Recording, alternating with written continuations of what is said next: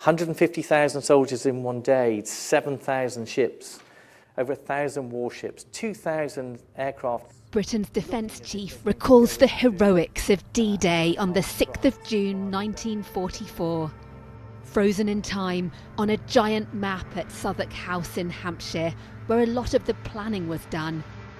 If called upon today, would the nation respond in the same way as they did back in 80 years ago? Absolutely. I think our nation has got that pride, that commitment.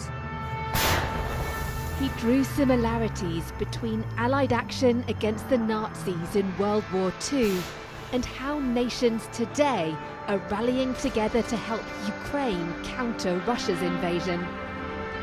It's a war of economies, it's a war of logistics, it's a war of industrial production, it's a war of political will, it's all of those things for the simplicity of bringing peace back to the people of Ukraine. How confident are you that Ukraine will endure and will succeed? I'm hugely confident.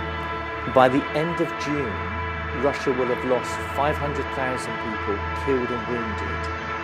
We are already past 800 days for a war that Putin anticipated to be 3 days long.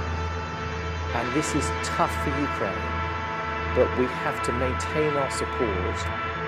With an election underway, the military chief wouldn't be drawn on UK defence matters. But he did talk about the significance of this moment, when Iran launched hundreds of missiles and drones at Israel that were intercepted with help from the US, the UK and others. I don't think our potential adversaries would have been able to respond in the way that you saw on the evening of April the 13th. So you don't think Beijing or Moscow could have done that? I think the US leadership and the proficiency that we have with our allies is at a level above our potential foes. As Britain and its allies prepare to remember D-Day, the Admiral says he doesn't think another world war is imminent, despite hostility in particular from Vladimir Putin's Russia. Putin does not want a war with NATO. Putin does not want a nuclear war. And we have enormous overmatch because of the strength of NATO.